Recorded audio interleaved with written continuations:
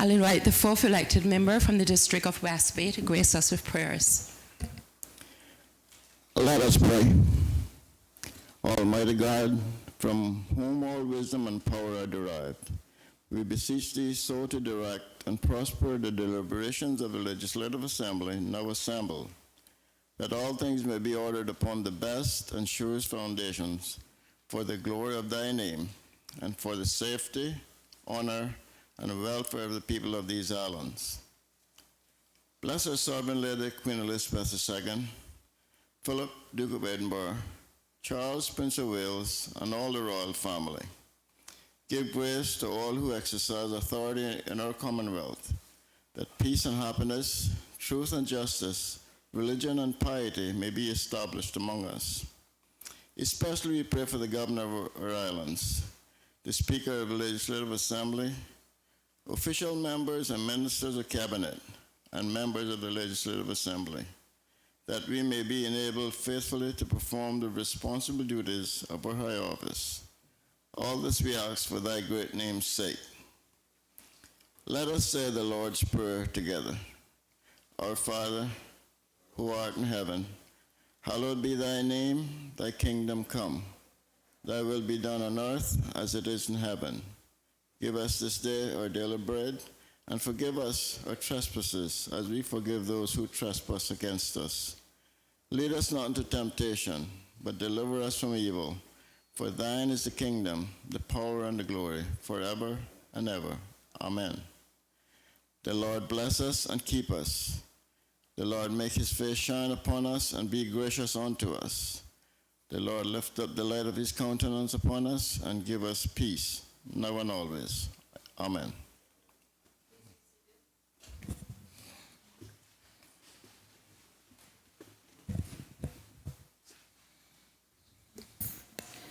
Reading by the Honourable Speaker, messages and announcements. I have apologies from the Honourable Deputy Premier, who's off island on official leave. I also wish to indicate to the House that it is the intention of the House to conclude its business today, which may require working past the hour of interruption this afternoon.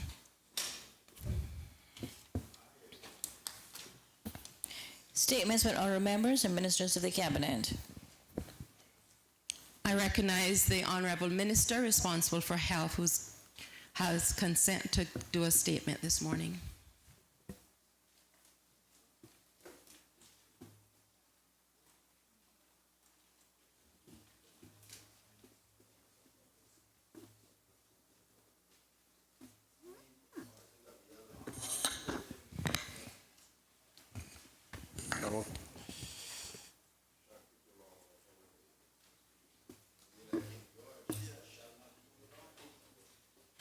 Thank you, Madam Speaker.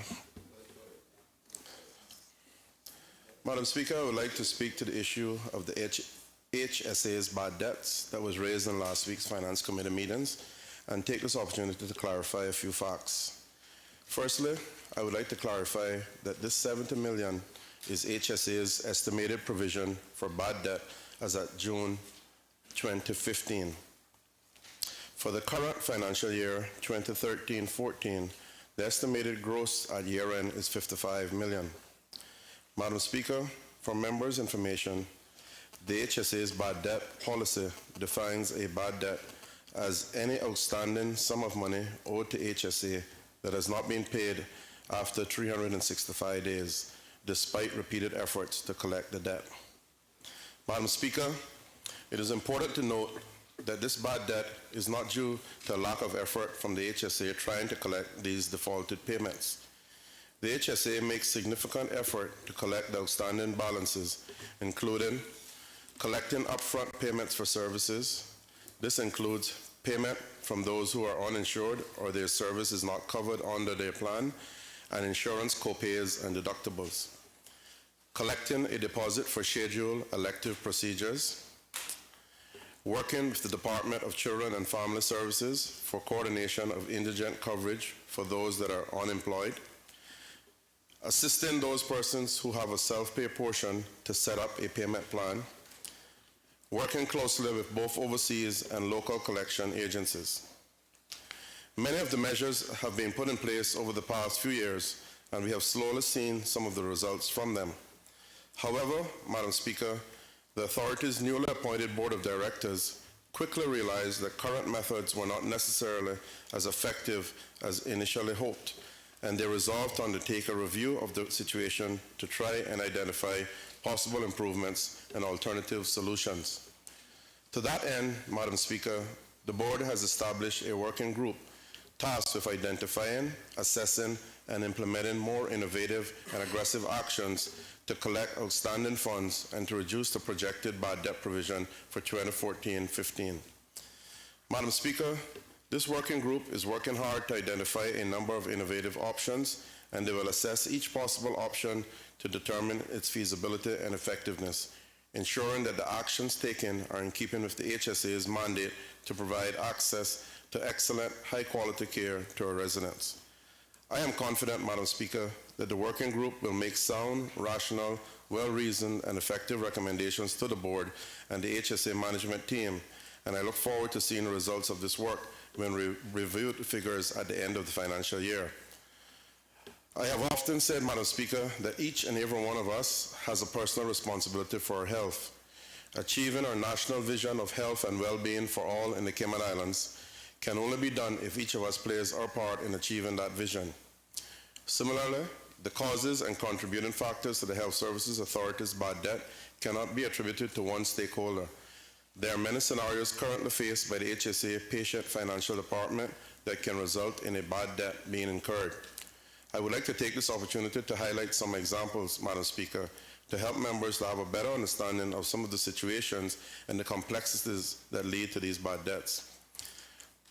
For example, sometimes an insurance company declines a payment claim for service that a patient thought would be covered. If the patient does not have the money to pay the bill and the insurance company declines coverage after the treatment was received, the bill often goes unpaid. Secondly, if a patient is at the hospital after hours, the staff cannot check to see if the patient has reached their deductible as the insurance company is closed after hours. This was the issue that the real-time adjudication software PASS was intended to correct, because insurance benefits would be electronically verified at the time of service. The system was first rolled out to Synico members.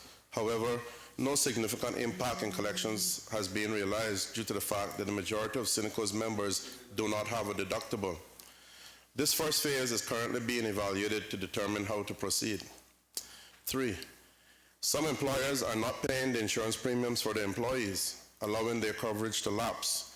In the event that the employee is unaware of this, they could receive medical treatment and not be aware of the lack of coverage. As with the first example, if the patient does not have the money to pay the bill and the insurance company declines coverage after the treatment was received, the bill often goes unpaid. 4. There are also those patients who do not fall into one of the output categories that is funded by Cabinet. For example, someone who might make an income that places them slightly over the threshold to be considered indigent may still struggle with paying medical bills, resulting in further bad debt. It is also worth noting that while government does have an agreed set amount to pay for outputs such as indigents, the actual cost sometimes exceeds the budgeted amount, again adding to the bad debt. 5. With our somewhat transient workforce, patients who have an outstanding bill may move off island without paying off their balance. 6. The number of visitors to our shores also exaggerates the situation. Madam Speaker, it is not uncommon to have a cruise ship visitor fall ill and come to the hospital. For example, a cruise ship passenger may have a medical emergency while visiting, but may not have enough money to pay the hospital bill. As a visitor to the island, once they have returned to their home country, it is very hard to collect payment. 7. In many cases, if a visitor is admitted for something serious and requires a long stay, the bill can easily be in the tens of thousands of dollars. And if they are a visitor, it often proves very difficult, if not impossible, to collect for these charges once they have left the Cayman Islands.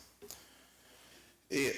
For example, last year, an 84-year-old passenger had difficulty while swimming, where he became unresponsive, experienced respiratory distress, non-fatal drowning, and required cardiac monitoring as well as medication. This patient was considered self-pay as he was on US-based Medicare, and he did not have the money to pay the $24,000 bill. These are not small amounts and soon add up to very large numbers. I should also point out, Madam Speaker, that although some visitors' bills go unpaid, there are others that do pay, but are slow to pay and require a payment plan. For instance, another self-pay visitor who required care left with a $47,000 bill. Although the patient did not have the finances to pay the bill at the time of service, the daughter took responsibility and has been making regular payments. However, because of the large amount, this visitor's account will be outstanding for some time until the family is able to pay it off in full. But I want to hasten to emphasize, Madam Speaker, that this is not just a visitor issue, as many of these non-payments contributing to the bad debt are from our own residents. With the hospital currently seeing on average 300 patients per day, there's a constant risk of providing care to a patient that doesn't have the means to pay for the services. And it is not just the big bills that are contributing to the problem, but a number of smaller unpaid bills.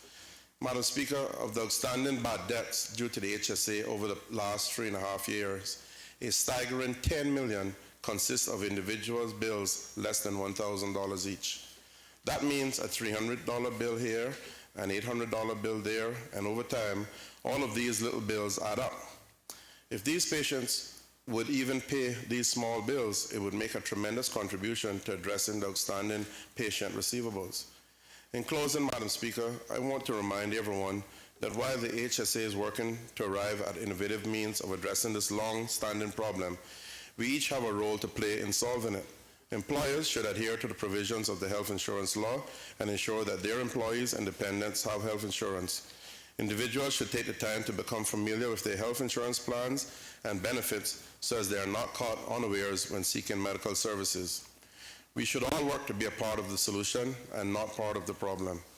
If you or your family member has an outstanding bill with the HSA, please make every effort to pay it.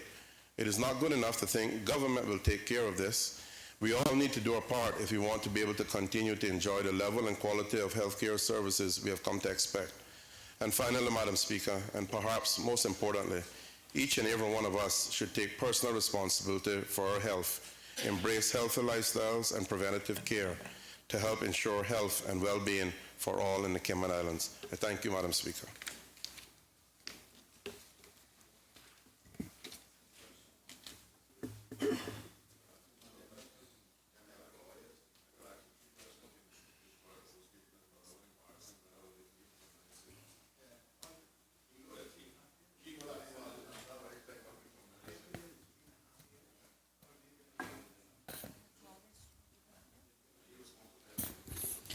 Presentation of papers and reports. The Water Authority of the Cayman Islands annual report for the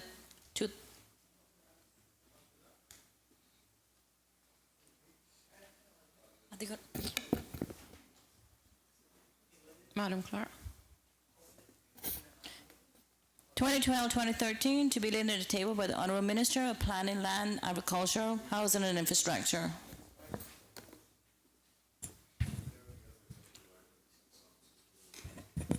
Member from Easton, were you trying to catch my eye?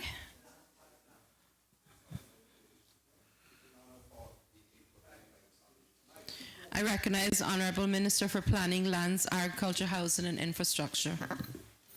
Thank you.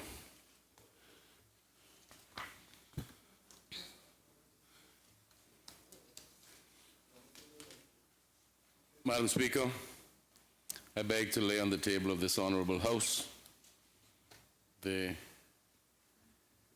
annual report 2012-13 financial year of the Water Authority of the Cayman Islands. So ordered.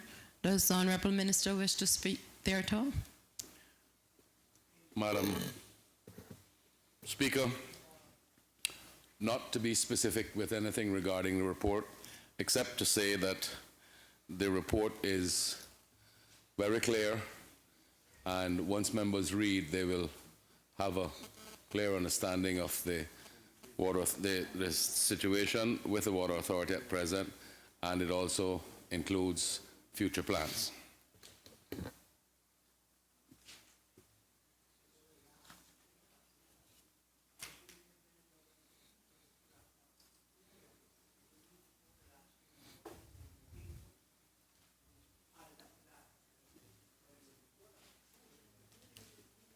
Madam Clerk.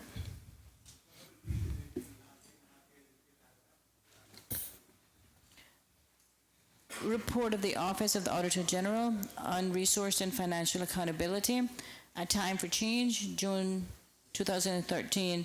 Report of the Office of the Auditor General on the Management of Air Ambulance Service, June 2013. Report of the Office of the Auditor General on the Management of the Major Capital Projects, June 2012. Report of the Office of the Auditor General on the Financing and Performance Reporting, Statutory Authorities and Government Companies for the year ended 30th of June 2011. To be laid on the table by the Chairman of the Standing Public Accounts Committee, the second elected member for Georgetown. I recognize the Chairman of the Standing Public Accounts Committee, the second elected member from the District of Georgetown. Thank you, Madam Speaker. Good morning to you and good morning, colleagues. Madam Speaker, I beg to lay on the table the following reports of the Auditor General. The report of the Office of the Auditor General on restoring financial accountability, A Time for Change, June 2013. A report of the Office of the Auditor General on the Management of Air Ambulance Services, June 2013. The report of the Office of the Auditor General on the Management of Major Capital Projects, June 2012. And a report of the Office of the Auditor General on the Financial and Performance Reporting, Statutory Authorities and Government Companies for the year ending 30th of June 2011. So ordered. Does the Honourable Chairman wish to speak to it? Madam Speaker, not to the individual reports, but I do wish to inform this Honourable House that the reports of the Auditor General were to be laid on and tabled yesterday along with the Public Accounts Committee reports, but they were inadvertently left off of the order paper yesterday, so I do apologize for that to the House. Thank you.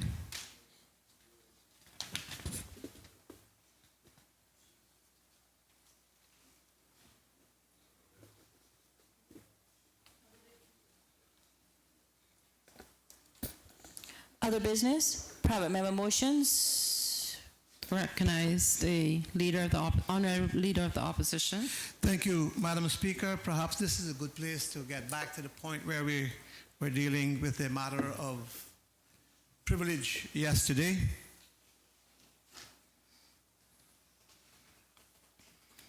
And the standing order for the record, sir. Still, I think it's the same standing order, 24-9E.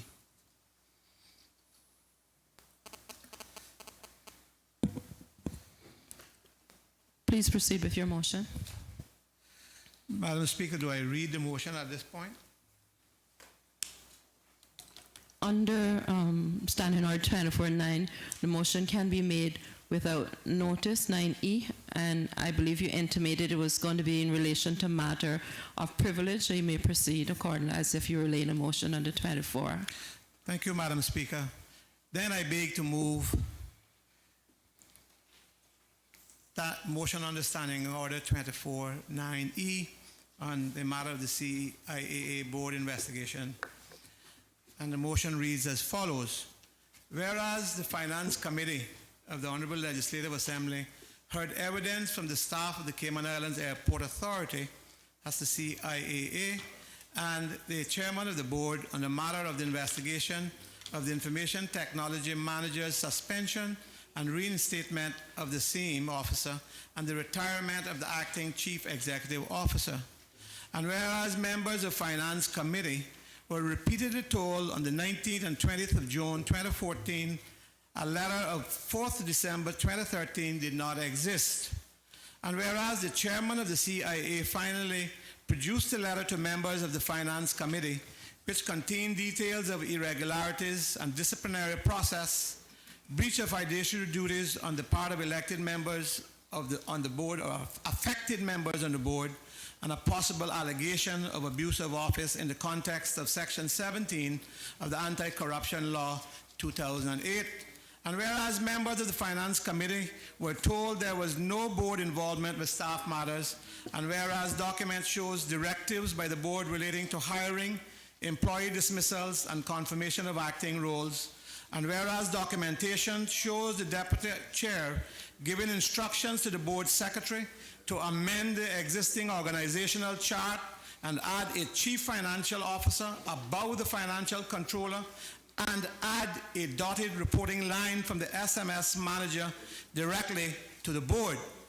And whereas the audit office was informed about the maladministration and interference by the board of the operational matters, with no audits being carried out as yet, and whereas the chairman of the board were given signing authority on bank accounts under the A classification of the CIAA, and whereas the Airport Law 2005 revision section 54 dictates that the authority shall perform its functions through the chief executive officer, and whereas matters arising out of the discussion in Finance Committee affecting the privilege of this Legislative Assembly, be it therefore resolved that the matter of the Board of the Airport Authority's activity relating to the involvement of the porn matter and suspension of the Information Technology Manager and the subsequent retirement of the Chief Executive Officer and the Board's evidence to the Finance Committee on Friday, 20th of June 2014, be referred to the Privilege Committee of the Honorable Legislative Assembly as indicated on Friday, 20th June 2014 by the Honorable Attorney General, the legal advisor of the Legislative Assembly. Is there a seconder to your motion? I beg to second the motion. Okay. The motion, Madam the Speaker. Honorable Leader, Madam Speaker, could members sorry, the Honorable Premier, sorry. Madam Speaker, could members have a copy of the motion, please? Madam Clerk, could we ensure the circulation? The motion has been duly moved, and as soon as it's been circulated, I'll call on Leader of the Opposition to commence his. He did.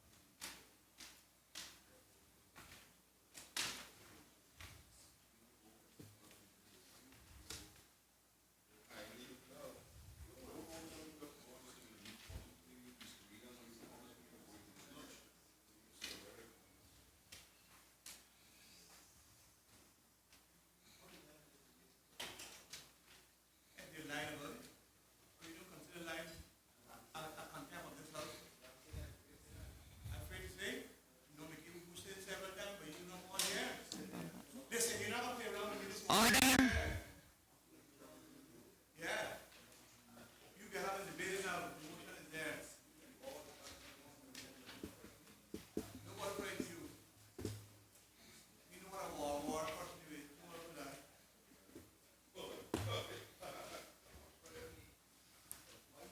Leader of the Opposition, you may now commence your motion. Madam Speaker, thank you very much. Madam Speaker, yesterday I sought to bring this matter to the attention of this Honorable House after we completed the Business and Finance Committee. On the closure Friday, Madam Speaker, I left this assembly with great doubts in my mind about what had happened. I certainly did not ever think that any matter that was presented to us here, that we asked for, whether something existed, that we could be told it didn't exist. There were no existence of such a letter. There was no existence of such a letter. And it went on and on and on. That at the closure, we could have anybody on the outside, Madam Speaker, write to the chairman of Finance Committee and say, stop this now. Bring what copies you have of that letter and stop the discussions and take it back from copies from whatever or whomever you've given to. Well, the chairman, being the type person he is, Mr. Chairman, Madam Speaker, stopped, agreed. I don't think it was right. If anybody could do that, Madam Speaker, we would not get anything done in this House. If any lawyer on the outside could do that, just think of where our regulatory position in the finance industry would be. They would have the say. We wouldn't have any say. They would say it's against clients. They would say it's against client privilege. This legislature, while it's not a sovereign parliament, it is a representative legislature. We are sent here by the people to do their job. And we are held accountable. And all of us are kicked in our face, even if we do some of that ourselves in here. But we certainly are. All sorts of things are done to us. Since this, Madam Speaker, since Friday evening, I know the threats that I got. I know the threats I got. But let me tell one all in this House, McKeever Bush is not scared of anybody. I hear the Premier talking, but he's not scared. I'm not scared of that is. Understand that. More scared of the liar. But nobody frightens me. Wrong was committed up there in the airport business, its operational business, by the government's board. And that's where you hear the bawling and the dodging and the slipping and the urge to pick a fight. I didn't want that. I wanted the truth. The least I said should have happened, Madam Speaker, was that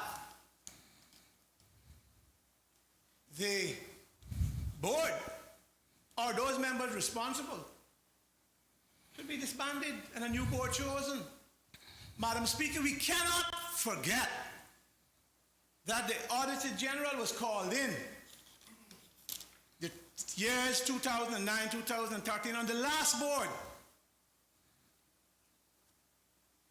That an honorable gentleman whom everybody knew, whom everybody was satisfied was leading the business at the airport, who, Madam Speaker, was a former member of this legislature, who was a well-known individual in the business of civil aviation for many years, had since resigned, was chairman.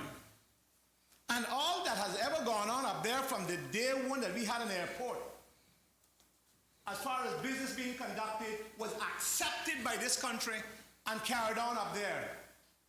And yet, they wasn't satisfied to get that tongue-twisting Auditor General that we got. No, Madam Speaker, they wasn't satisfied with that. They called in the police. The police then wrote that man a letter after a year, after carrying him there, making him talk. You don't have to frighten them because they're good at that. And Madam Speaker, they wrote him the following letter. I am writing on behalf of Commissioner Baines, Chairman of the Anti-Corruption Commission, in respect of the outcome of the investigation undertaken by the Commission as a consequence of a complaint made by Mr. Jeremy Jackson. Following your interview on 28th of November 2013, the offices of the Anti-Corruption Commission, a report was prepared for the consideration of the Director of Public Prosecutions as to whether charges would be preferred against you under the Anti-Corruption Law 2008 and or the Airports Authority Law 2005 revision. I have now received the outcome of that ruling, and I can inform you. Honorable Leader of the Opposition, sorry for the interruption, but I will give you a copy of the letter. Yes, ma'am. As soon as I finish reading it, I will let you have it. Thank you. And it can be laid on the table of this honorable House. I have now received the outcome of that ruling, and I can inform you that no charges will be forthcoming in respect of those issues. The Anti-Corruption Commission is obliged to receive and investigate complaints made under the provisions of the Anti-Corruption Law 2008 and if sufficient evidence suggests that a breach of those provisions may have occurred, to report such evidence to the Director of Public Prosecutions. As previously mentioned, the decisions of that office has been not to prosecute on the evidence put before it. I can inform you that it is not the intention of the Anti-Corruption Commission to investigate this matter any further unless additional evidence is forthcoming and circumstances change. The criminal investigation of these allegations is therefore concluded. Richard Oliver, Detective Inspector, on behalf of the Anti-Corruption Commission of the Cayman Islands. Will the Sarge make a copy? Make sure that every member get a copy of this. Madam Speaker, that was based, all the things on various things said, various fingers pointed, and at the previous board. Honorable Leader, I think you did say implicitly that you were laying it on the table. Are you formally laying it on the table, or you just wanted to be circulated to Madam members? Speaker, I think it's fair that we give it to members. Okay. I wanted to make sure, because if it's given to members, it's not for public consumption. And I didn't want it coming back saying that you indicated indirectly to be laid and it was not laid. Make the public know. We didn't call for it.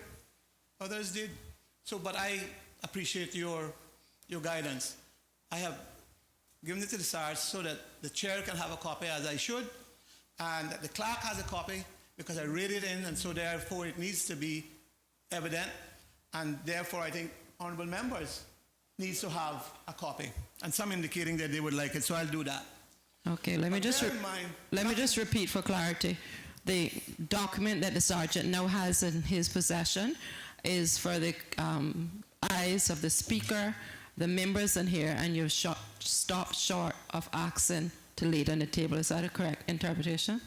Madam Speaker, I thought once you've done that, that's where it was in the public domain. I just want to clarify because... The problem is if you want to say that it's laid on the table, I appreciate your abundance of caution, Madam Speaker. Madam Speaker, as I should, I am asking that this be given to the presiding officer. I'm asking that it be given to the clerk. It's already in the public domain because I have read it and we are on air. And now I ask it to be given to members, of course, after laying it on the table of this honorable House. So he's asked to lay it on the table of the House, so ordered. Please continue. So, Madam, thank you very much, Madam Speaker, for your guidance. Madam Speaker, I do that because of the uproar it caused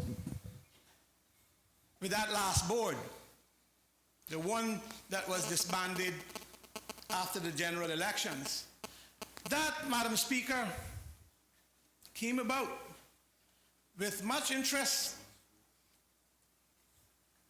from certain aspects of the media, the Caymanian Compass, and you know how the ask, if CNS had it, they're not going to write anything unless they can scandalize somebody. So, Madam Speaker, all of that happened because they claimed the board was not conducting good governance.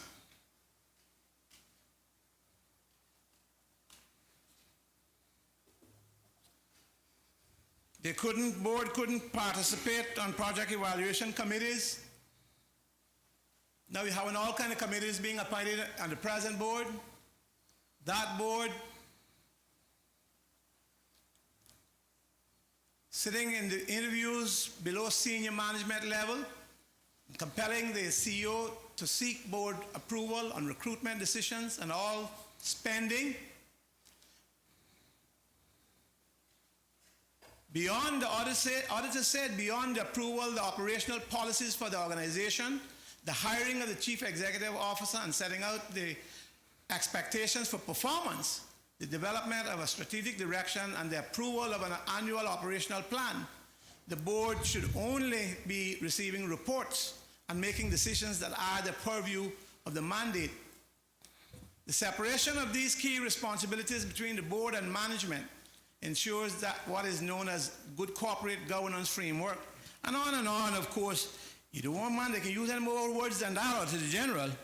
He knows how to use words and twist them too. And so, Madam Speaker, Honourable Member, just for a matter of procedure, as you anticipate or refer to documents, if you could make sure that I have a copy to follow it, because this is a highly interested matter and I want to make sure. Madam Speaker, this is a report of the 5th of April 2013 Thank you. in the Caymanian Campus, or the Cayman Campus as it is now called. When the And Sarge that's returns. already in the public domain. Yes. If you were obliged to just let the Sarge have it so I could follow it. Yes, Madam I Speaker. didn't know what evidence should be presented, so I was in a position to have a file on it. Thank you. I don't need anything. Madam Speaker,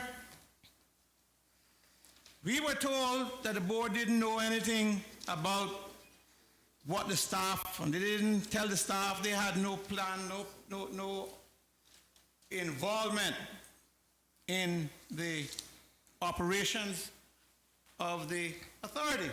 Yet, Madam Speaker, evidence shown by board minutes that signing authority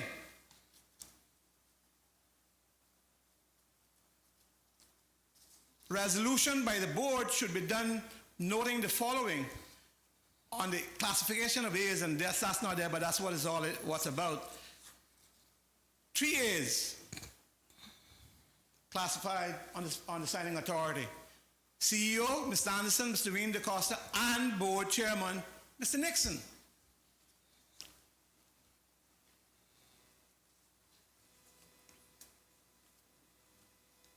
So,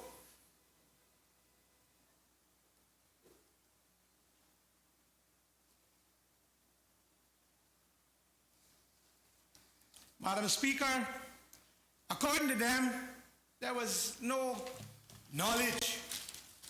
And I think you have the Hansard, Madam Speaker, where they denied all their involvement. But here's another one from Tom Guyton, the Deputy Chair. I would like to propose an immediate organizational chart revision for consideration at the next board meeting. Take the existing organizational chart and add a CFO position above the FC, the financial controller. Let me repeat as much as I can these abbreviated positions. Add a CFO, Chief Financial Officer, above the financial controller.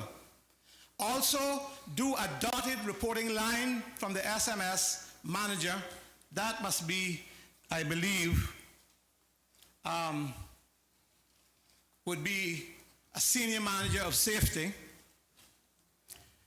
Do a dotted reporting line from the senior manager of safety manager directly to the board. And it went on to propose other things that are operational matters, and I can give the Sarge, don't go yet, because you can be up and down for a bit. From Tom Guyton, again, to the then acting director, Kerith. The board is requesting that you prepare and issue an RFP for the following services. Provision of temporary Chief Human Resource Officer level expertise and services to CIA for the following. 1, recruitment of a CHRO, that's Chief Human Resource Officer. 2, recruitment of a Chief Financial Officer. 3, human resource assistance is needed on an hourly basis until the CAR department is fully staffed. Honourable Leader, just for my own purposes, these documents that you are referring to, they came in your possessions from your solicitation. Were they given to you freely? Where is it, FOI? No, Madam Speaker, you know, being a lawyer, that you can't question that. I just want to... I get information like everybody else get information. I just want to... I understand what you were asking. I'm only prepared to say that I have this information because it was given to me. But I don't know who. I'm not seeking the source. I recognize the limit of the chair and the committee, but I want to satisfy myself that they weren't taken under tempura operation, or that they were not taken under some other illegal modus operandi, so that it wouldn't come up another way. I'm not imputing that you did. I wanted to clear for the record as to it. I have no jurisdiction to ask for the source, but I think I do have jurisdiction to say whether it was solicited by you, whether it was... I don't think that you have, and I would disagree with you on that, Madam Speaker. Might not though, but I will, because I think you have jurisdictions to ask me to give you the copy, and I gladly do that, but don't ask me where I get information from. I'm not asking for the individual source, but I think the chair has the right to know that as far as you're concerned, you put in the record they were not gotten illegally. I came into this information, okay? That's all I'm asking. Yes, ma'am, and you will get your copies. And further to what I just read, they expect updated JDs for the CHRO and CFO positions from Deloitte, the recruitment of the CHRO and CFO, that is Chief Human Resource Officer and Chief Financial Officer, should run concurrently and begin as soon as possible. Madam Speaker, here's another one. From Mr. Nixon, the chairman. Dear Mr. McCoy, on behalf of the Board of Directors, please be advised that until further notice and subject to the selection and confirmation of a CEO for CIAA, there will be an immediate implementation of the following directive. There will be a suspension on all hires, confirmation of acting roles, pay increases, and employee dismissals at the CIAA unless otherwise approved by the board. This is, Madam Speaker, on a point of order. a general complaint. Please to the state your previous point of board order. that I it was wrong. recognize the Honorable Premier. Please state your point of order, Honorable Premier. Madam Speaker, it relates to relevance. All of this is very interesting, but I'm not sure how it relates to any breach of the privilege of this House, which is what is the gravamen of this motion. Honorable Leader of the Opposition. All the while I'm standing here, I've been watching the facial expressions from the Premier, who from yesterday was complaining, but he wanted to know this, he wanted to know the next thing. Madam Speaker, I have said what I said in the motion. The motion has been accepted. They can vote it down, you know. I'm asking, but I am giving this because it was said that they didn't know nothing about these things and they had no involvement in operational matters. That's what I'm trying to say here. And that's what, I didn't intend to do this, you know, Madam Speaker. Just let me say, what I intended to do was yesterday, as I kept saying, I was just going to move the motion, send it to the Privilege Committee, and then the Privilege Committee would go through these things and determine whether or no these are relevant and these are infractions and this is bad governance. So they asked that I put all as much information as possible into this motion, and that's what I have done according to the Hansards. It is relevant, but you don't consider lying relevance, Madam Speaker? Let's keep the debate through the chair so we can have some level of civility through these proceedings. And that's what I'm asking, Madam Speaker. Are you How saying- does the chair not consider that lying is relevant? That's what we're complaining about, the lies that was told to us. Are you saying that the evidence that you're producing and that you intend to produce are going to be the circumstantial, direct or indirect to your motion? Is that your position? That's some of it, because if a privilege committee goes into this, they're going to find a whole lot more. But I have complained, what I'm complaining about are these papers that I have, the papers that I have, and Madam Speaker, the fact that on evidence in the Finance Committee, members of the board said there was no interference. There was no existence of this letter. If they had said, yes, there is an existence of the letter, but we can't tell you about it, what was I going to do? What was I going to do? They didn't say it, read it. I heard them out, they said they didn't say it, read the Hansard. Please Anytime proceed. they say- Please proceed.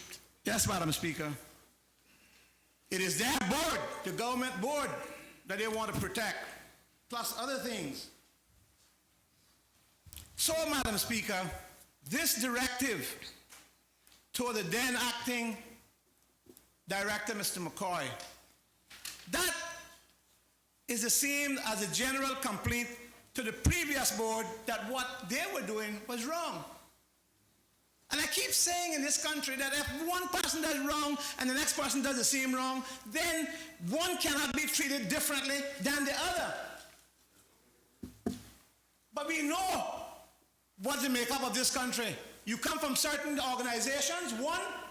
You come from certain sections of the community, two. It's all about how they look at you, how they treat you, where you come from, who you belong to, who your father is, who your mama is. That's what they want in this country, and they want it to continue. Well, for 30 years, Madam Speaker, I have been fighting that attitude in this country. And I still seem to be fighting. You know what? Sad to say, even after long I gone, it probably will still exist. Because some people are deemed to be better than others and must be treated better than others. Not me. What is good for the goose is good for the gander. Here is one, Madam Speaker. When they say they're not interfering, here's another one from the then acting director, chief executive officer, to the chairman.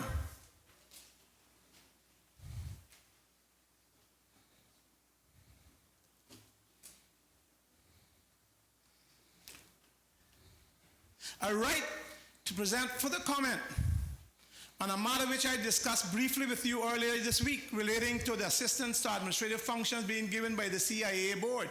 Specifically, I would like to inquire so as to the required or expected protocol thereof, so as to ensure that the methodology does not conflict with the guidance or expectations of the Office of the Auditor General.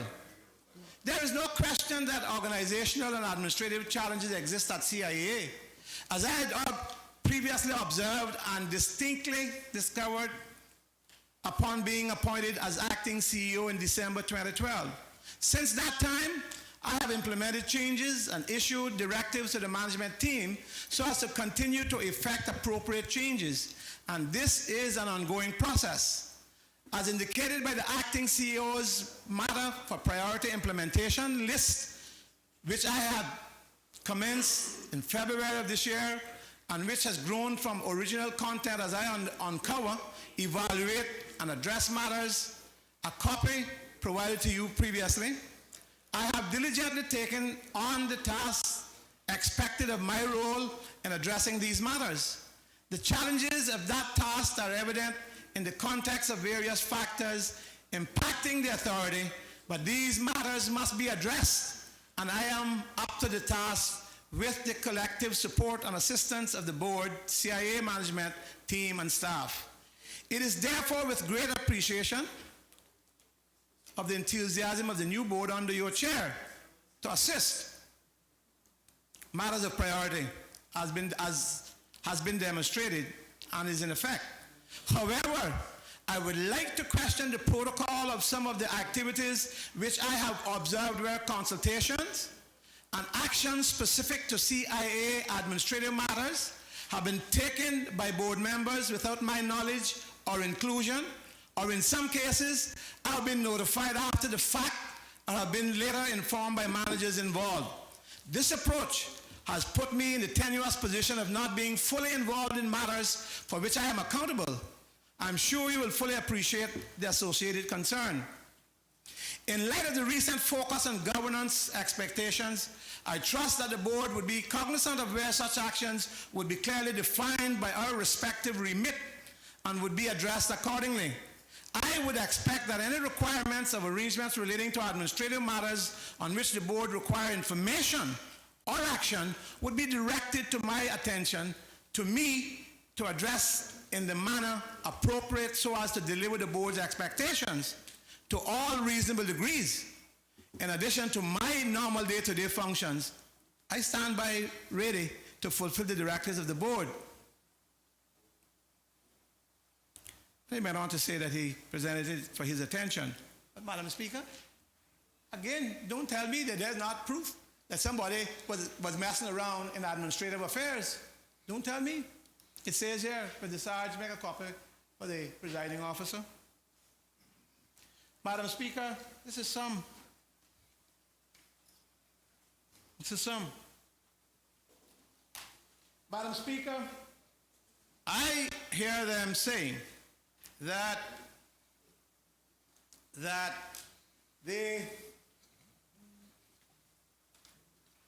we shouldn't discuss that letter because it's a matter of client privilege. Well, the privilege extends to them, and they came here and gave out the letter.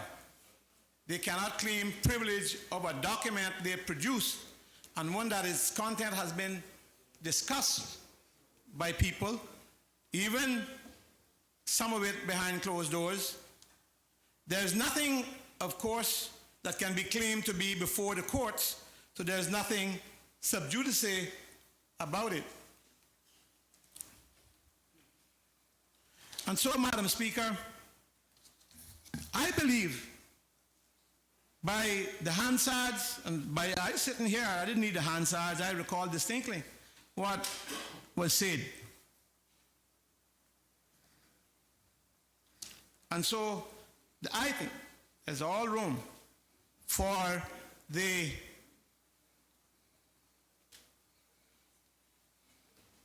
Privilege Committee of this Honorable House to deal with these issues and to see whether the Chief Financial Officer, whether the Chief Executive Officer acting then, what happened to him, why were they brought back, why the positions were taken to bring back the IT manager, why there was an order to stop him, stop the investigation about it. Madam Speaker, the matter is obviously one that the Privilege Committee can examine and should examine the evidence as it exists or as they claim it might not be. It will call for witnesses to substantiate the evidence or dispute it as the case may be. But I firmly believe that we ought not to be frightened off by outside interference by anyone of excuses by them stopping us in exercising our sworn duty that we are privileged to have and must perform. That duty is to face squarely any injustice, maladministration, or undue interference of government or any of its entities' responsibilities. I certainly am not willing so to do. Once all the evidence has been given to the Privilege Committee, let any decision flowing therefrom be carried out. I would only be one of those members, but certainly no one can sit here and tell me today and bring any kind of scenario to say that we were not told differently from what I have been reading. Thank you, Madam Speaker. We'll now take the luncheon break and we'll reconvene at 1:30 p.m.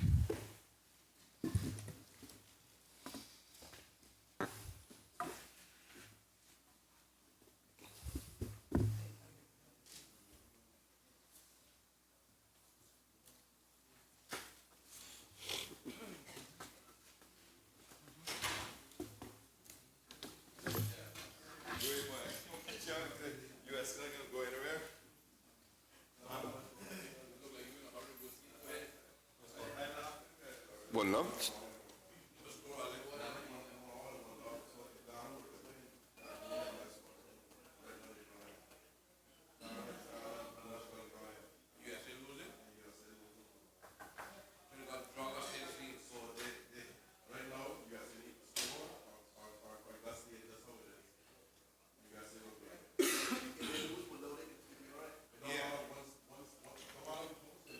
Portugal 2-1, Portugal to Ghana.